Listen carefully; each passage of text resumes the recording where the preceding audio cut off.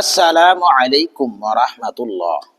প্রিয় দর্শক শ্রোতা, আমরা সবাই চাই আমাদের জীবনটা সুন্দর হোক, সব বাধা বিপত্তি দূর হয়ে যাক এবং জীবনে সুখ শান্তি আসুক।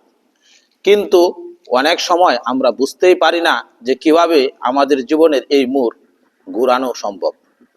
রাসূলুল্লাহ সাল্লাল্লাহু আলাইহি ওয়াসাল্লাম এবং ইসলামের শিক্ষা অনুযায়ী এমন কিছু বিশেষ আমল রয়েছে যা নিয়মিত করলে আল্লাহ তাআলা মানুষের জীবনকে আমলও বদলে দেন।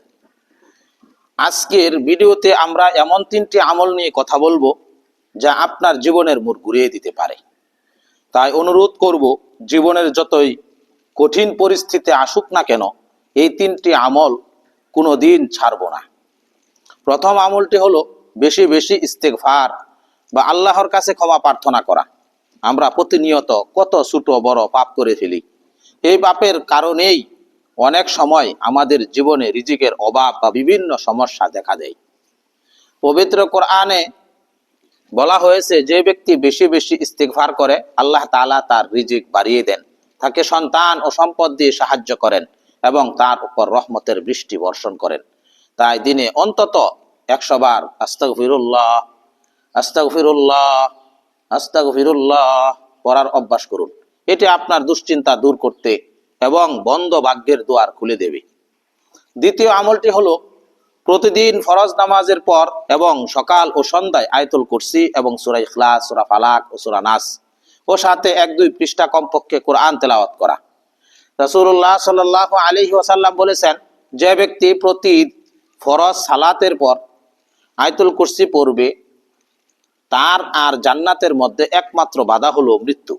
এছাড়া সকাল ও সন্ধ্যায় এই আমলগুলো আপনাকে যে কোনো ধরনের অনিষ্ট, কুদৃষ্টি, হিংসা এবং শয়তানের ক্ষতি থেকে সম্পূর্ণ হেফাজতে রাখবে। আপনার জীবনে এক অদ্ভুত প্রশান্তি ও নিরাপত্তা চলে আসবে।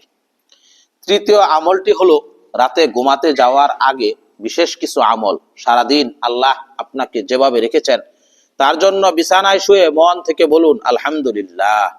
এরপর নবীজি সাল্লাল্লাহু আলাইহি ওয়াসাল্লামের প্রতি ভালোবাসা নিয়ে কয়েকবার দুরূদ শরীফ পড়ুন।